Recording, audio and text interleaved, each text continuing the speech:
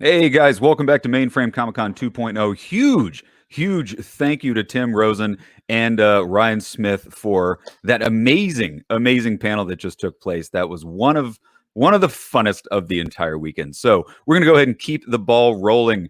Joining us here are the creators, the brained children behind Heavy Metal Magazine, and here to kind of kick it all off is the CEO of Heavy Metal Magazine, Mr. Matt Medney. Matt, are you there? How's it going, man? What's up, guys? How you doing? We are doing phenomenal. You got a whole cast of creators there in the backstage, so let's go ahead and get everybody on. And Matt, you're going to run with this one, so have fun chatting with your friends, man. Can't wait to hear more about Heavy Metal Magazine and everything you guys are doing. So take it away, sir. Thanks, Chuck.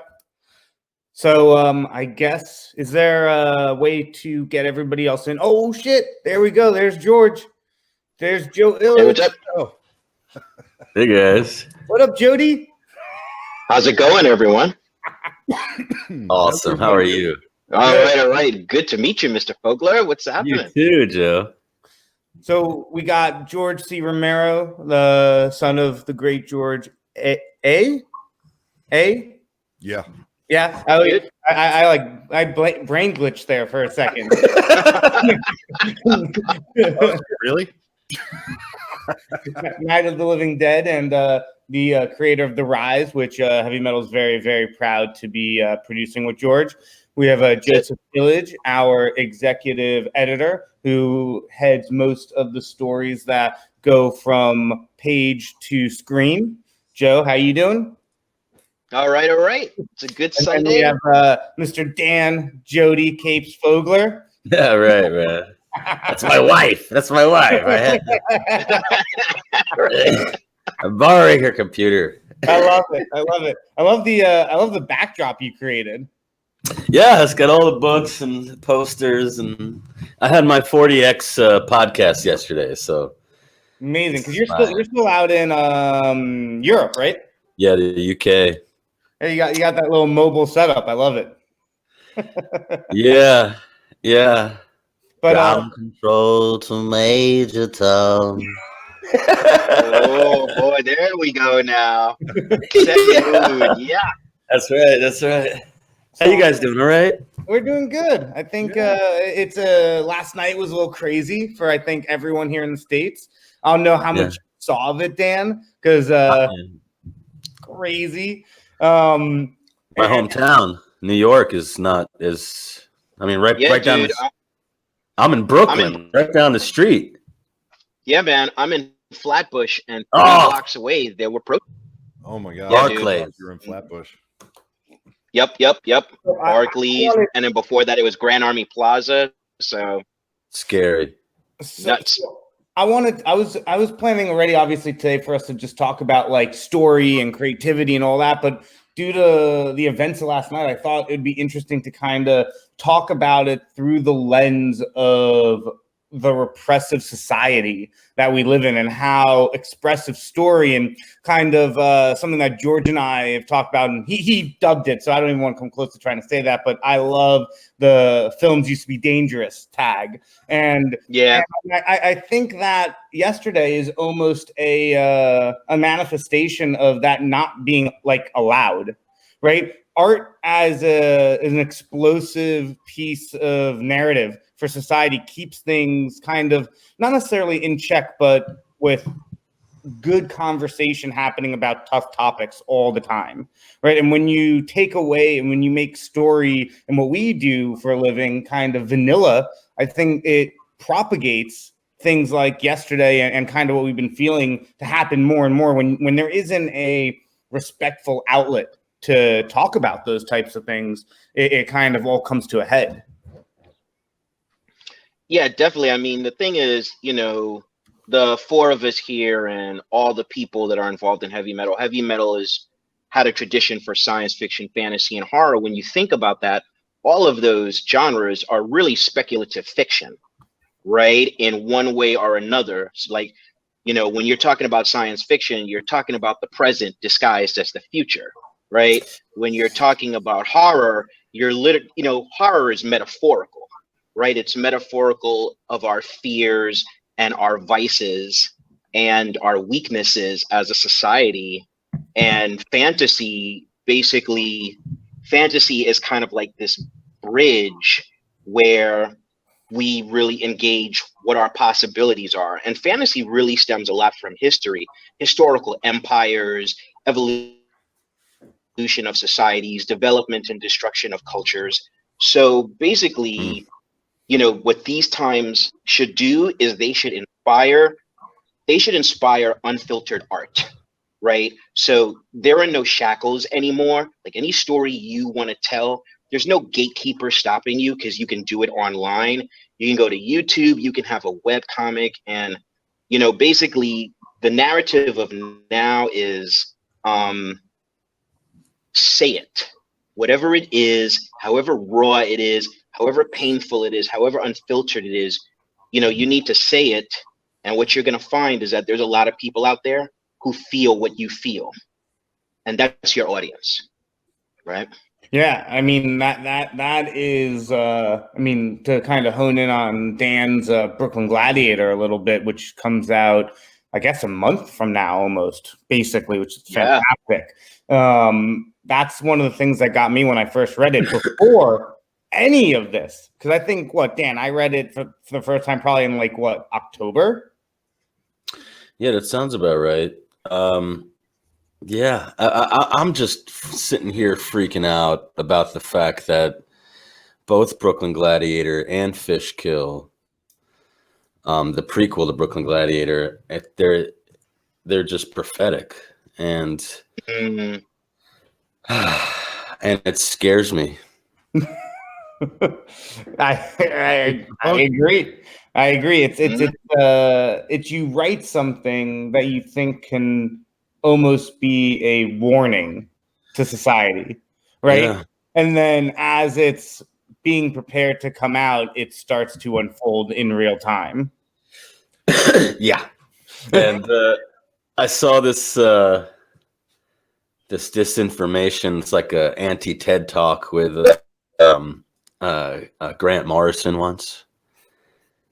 And he was, I don't know if you guys saw this, but he was talking about, like, beware of what you write. Because you start to look like the characters that you're writing. And you start to, if it's really good and it catches on, you start to manifest things. He's talking, when at the time I was listening, he was like, "Oh, you're talking about magic? Okay." But then when you write something and then you look up and you're like, "Oh my God, that's the headlines." You start to speculate about this and say, "Is there something to it?" I mean, you get enough people thinking about a possible apocalypse, and then you could very well manifest that with everyone's mental energy focusing on. I agree. I think it's an interesting place because George, with the Rise, some of the iterations. I mean, obviously, I always love to go back to What You Do to Pennsylvania. It's my favorite. It's my favorite thing in the writing process. But the Rise also has a lot of civil unrest threads that are I guess motifs or parallels to society, right? And I feel like there's, I mean, I don't want to say too much, but like you know what I'm saying. Like, what are your thoughts about like how story can kind of parallel? I think everybody's making really good points, and I think that the line about beware what you write is a really good piece of advice. But see, I'm kind of the mind, and I always have been, that if somebody warns me to beware of something like that, I race toward it, right? So if somebody says be careful, if you're gonna immerse yourself in something and write that, then you have to look out for what that's going to do to you. Well, why the fuck would I do that when I'm never going to get the truth out on the page if I don't let it do to me whatever it's going to do to me, right? And specifically with Rise, one of my favorite things about it was the decision to set it against sort of an alternative history of real events. And for writing for so long, I think that it was so crazy to kind of dive into the research of the time and dive into alternative research from the time periods that the film or that the story covers, and kind of try to submerge myself into that and just run with it and see where it went. You know, Joe, you said that horror is a metaphor, and you know, it absolutely is a metaphor, but it's also a place where you know, we have to, like you said, we have to say it, right? No matter what it is, we have to let it out. No matter you know, and a lot of us, we have our views, we have our opinions, and we feel more than other people realize that we feel when it comes to other people we care about, people we don't even know, the world, society as a whole. We have to feel a little bit more than I think, or let ourselves, or be willing to let ourselves feel the pain and the joy and the suffering and the happiness as much as we can, because otherwise we'll never understand it, and we'll never be able to kind of truly write that stuff, and we'll never be able to say the stuff about those things that scares us. You know, the scariest thing about happiness is losing it, right? The scariest thing about life is death, right? And the scariest thing about death is just kind of that moment of transition from life to death. That's really the scary part. That's the only thing that scares us about death, is that one instant right between where we're at now and where we are in like that, you know. Yeah. Fear of the unknown, So, right? and there's like this microsecond that is literally the root of the biggest fear that most of us have. You know, that's kind of, anyway. I don't even know if I answered your question. No, I mean, I could just listen to you talk about that all day. So. But Joe, for people that don't know, before you were at Heavy Metal, you were at Valiant, and before that, you were at DC, and you're the editor of record for Batman, which encompasses one of the most anarchist characters ever created, with the Joker. How did your time at DC and working through stories with the Joker parallel to how it was trying to also be a cautionary tale or a piece of expression for the time, et cetera, et cetera? Yeah, I mean, the powerful thing about the Joker is that he's really like myth. He's like this meme that is imprinted in society and can be interpreted in a number of different ways. So at the time when I was working on the Joker, I think the greatest influence was The Killing Joke by Alan Moore and Brian Bolland. And what that kind of really put forth was the Joker is created when a human being is broken. Right, like the movie, exactly. When you break somebody, and either they are destroyed, or if they're not destroyed, they're transformed, and they have to be transformed into someone who is defiant. And so it started from The Killing Joke. From my editorial perspective, what I felt was a real interesting hone in on the Joker. It wasn't even the Joaquin Phoenix interpretation. It was really the Heath Ledger interpretation in The Dark Knight. And the reason I say that is because his rationale was basically, I'm the only one that sees it clearly. You're all deluded, and I am going to forcibly make you all understand how things really work. You know, he called himself an agent of chaos in that scene in the hospital with Harvey Dent. And so his self-awareness of his purpose, that really crystallized the Joker, right? So just as Batman is this potent force that is imprinted in society, the need to fight back, the Joker kind of represents the need to destroy illusions. Yeah, like for me, nothing is more on point with that than when he burns his half of the money, right? Right? Exactly. So he gives, to your point, he gives the rationale on screen. He's like, "You're burning money. I'm burning my part of the money. I'm not burning your part of the money." And that's like such a level of evil that, like, even though it's not harming anyone, it makes anyone's hair stand up because you're like, this guy really doesn't care. But dude, at the end of that scene, he says the sentence that totally keys in with our society and what happened yesterday. He said, "Everything burns." Mm-hmm. Yep. Mm. Yeah. And Everything burns, dude. But you're And talking that- about defiance. Joe, you said, that it was born out of a need to be defiant, right? And so Mhm. that means you have to define the perimeter of the defiance, right? So I mean, you can't just say defy everything. Like you have to. I'm sorry, you triggered me on that, so I just jumped in. I hope that's cool. No, let's go. That's good. Like Yeah. how do you define that? How do you define the boundaries of defiance, and how do you define what a character like the Joker is then defying? Because you can't just defy there has to be like a priority list. Yeah, there's always balance. Then you have the Batman. Remember last time we were talking about Dirty Harry and the Scorpion? It's the same thing. Batman and the Joker, they're the mirror image of each other, and Joker will only go as far as the Batman will go, and the Batman will only go as far as the Joker will go. Right? It's like Which is the last scene. Eternally tied. It's the last scene of The Dark Knight where he's hanging upside down. He's like, "You won't kill me."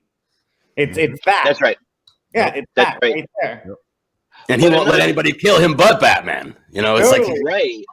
he's Right. stuck. And the sad thing is that the Joker also turns out to be a prophet, right?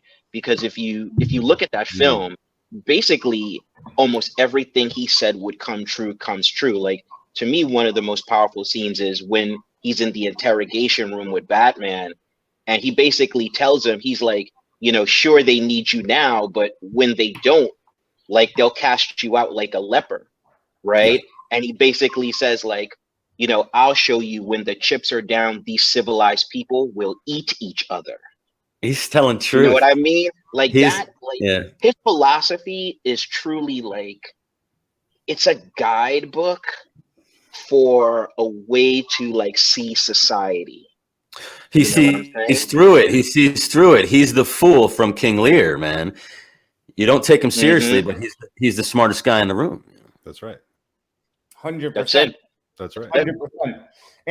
And that movie does a really good job of establishing in the first scene that he's the smartest man in the room, right? First scene of the movie. Hell yeah. First scene the of the bank movie. heist, come on. Yep. By the end of the heist, right as the credits roll, you're like, okay, this is a different Joker than Jack Nicholson Joker, and this is a different Joker than the more comedic Mark Hamill Joker. This is like a statistician, right? This is someone who is systematically going to destabilize a society. Yep. The other Alan Moore thing the other Alan Moore story that you reminded me of was Watchmen and the Comedian, so the comedian he's the Joker if he was on the good guy's side. Right. He does horrible things. He sells his soul, and he sees how horrible everything is, and he sees the truth of everything. It's the same similar kind of character. No, Yep, I agree. that's a really good point, Dan. I never thought of it that way, but the comedian is the best case Joker scenario, right? That's a cool take on it, because if you think about it, the Killing Joke Joker from Alan Moore is the comedian on the other side of the spectrum, right? So they're the same character written by the same person on the complete opposite ends of a spectrum. And I feel like he used that as a guiding principle, right? Both are normal guys. One joins the army, one's life's down, one's broken, and then the other one is a victor who's broken by victory. Holy shit. Well said. Good. That was nice. All right, ladies and gentlemen, nobody can follow that. Yeah, that was pretty intense, Matt. I really low key love the Killing Joke, both the book and the movie and the animated Yeah. movie. They are fantastic. Yeah. I mean, that story has a point, to it. All good stories do. I mean, and that's what we started talking about at the top of this thing, is that films used to be dangerous, is how I say it, because that's where I come from. But I mean, stories used to be dangerous. Storytelling used to be dangerous. Poetry used to be dangerous.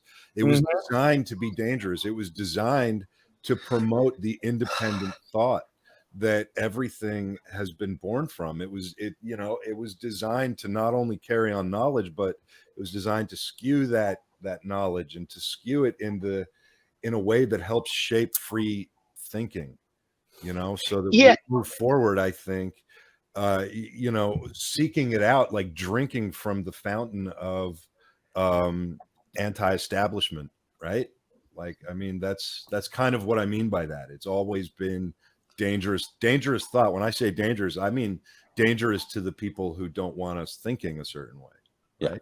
Mm-hmm. That's what it means. And I would take that one step further and say everything in our society has a line graph that breaks the plane of effective once too much money comes into play. There's like a perfect XY balance for everything: sports, film, TV.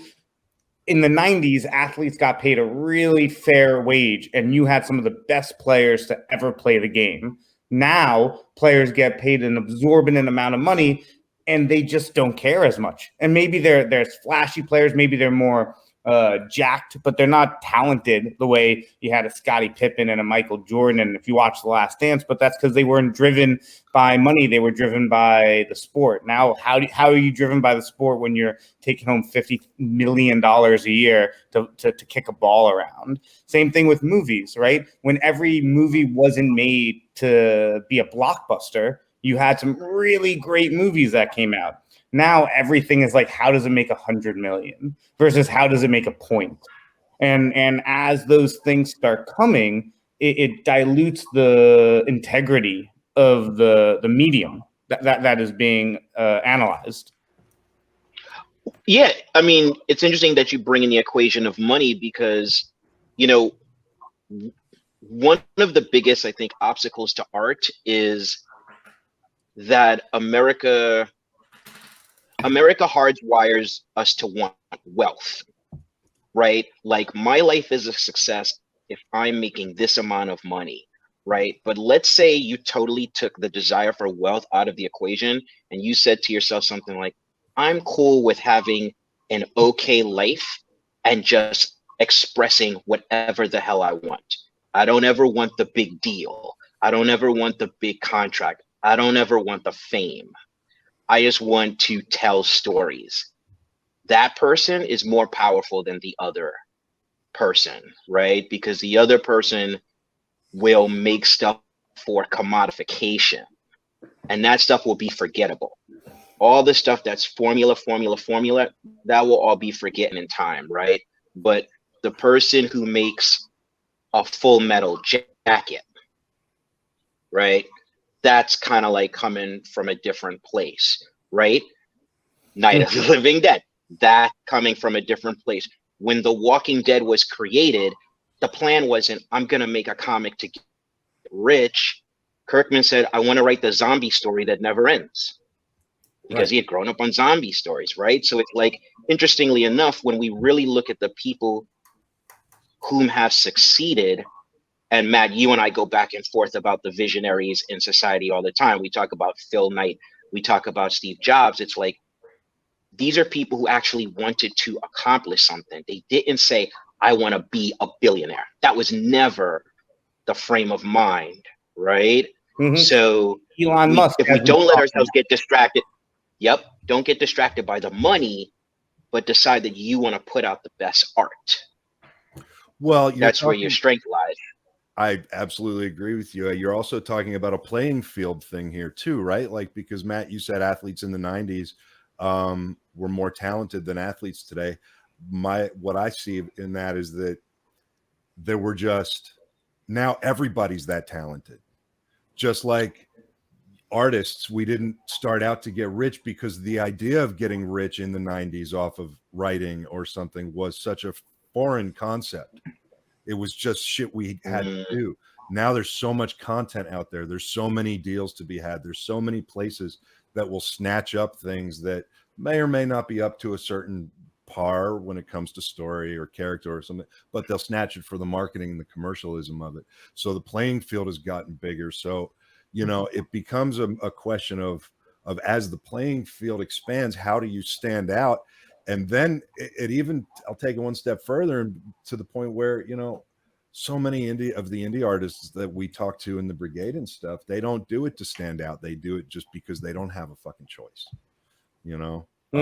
And I think that's when we were all coming up, that was where we were coming from with our stuff. We didn't have a choice. Whatever in our life led us to the reasons that we started creating, we did it because we didn't have a choice. We didn't think about money. We didn't think about running this or running that or being a big wig or having $1 billion. It just wasn't anything. $1 billion wasn't even thrown around in the 90s unless you were talking about massive corporations. You just didn't use it. You know what I mean? It was like it was a completely unachievable number or a goal.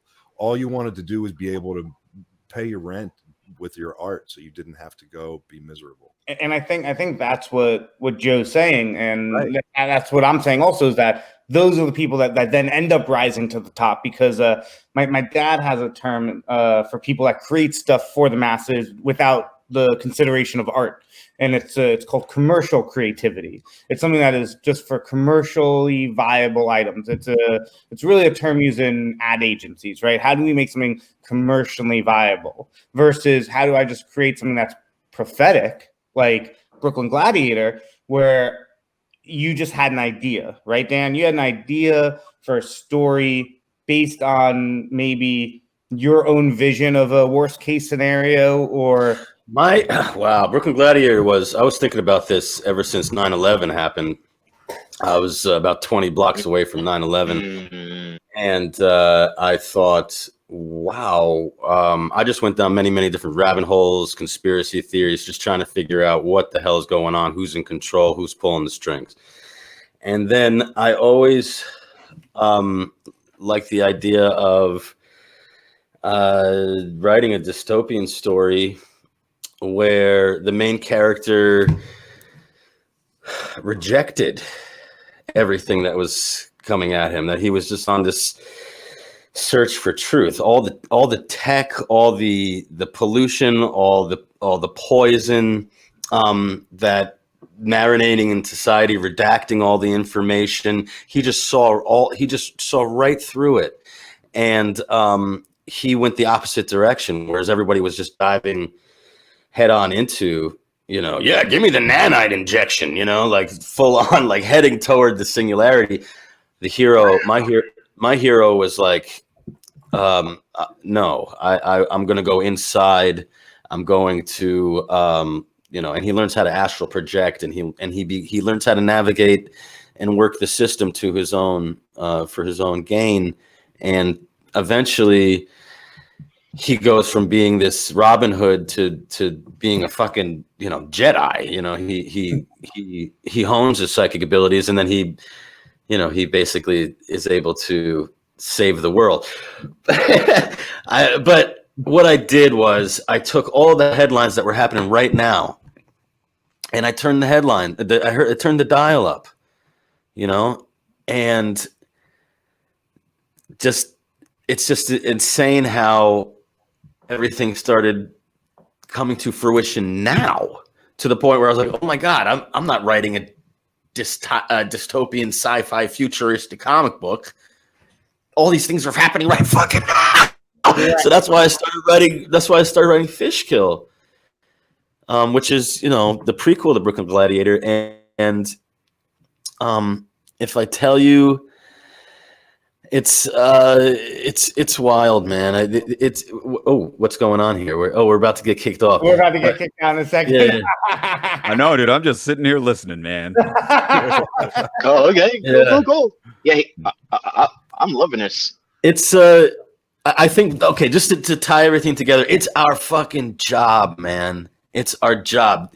not okay. Yeah, it's freaky to think, oh shit, this stuff is coming to fruition. But it's our job as artists. It's our job as the jesters and the fools that we were talking about in the king's court, in this court, to stand up and put a mirror up to society and say, guys, we need to think about. We need to look at these riots. We need to look at this pandemic, and we need to examine it, and we need to create stories out of it so we can learn from it. I mean, it's all about learning from what's happening before us. I mean, and we can understand it, because there's going to be a lot of people that see the news of the pandemic or watch the riots and either live in parts of the country or live in circumstance where maybe it doesn't connect what is happening. And a lot of times I think we're the gatekeepers and we're the scribes that can translate, be it horrific, experimental, and other things that happen in society and translate it into a digestible adventure or narrative for someone to be like, oh, I get it. I like to say the sugar with the medicine. You know, we're bestowing knowledge here, but we're obviously it's got to be entertaining. You know, but that's our job, and that's what we got to keep. You guys have done an awesome job. We cannot thank you enough. Dan, second appearance, aka Jody. Is it Dan or Jody? Dan, Joe, George, Matt. This was great. I wish you could have run for an entire hour. So please come back for Mainframe 3 coming soon to a streaming device near you. Thanks a lot, Matt. Any final words as we move on to our next panel? No, I just thanks to George, Joe, and Dan for coming on, and hope everybody that listened got some knowledge and have a little something to think about tonight before they get into their week. That was great, man. Thank you all so much for being here on Mainframe.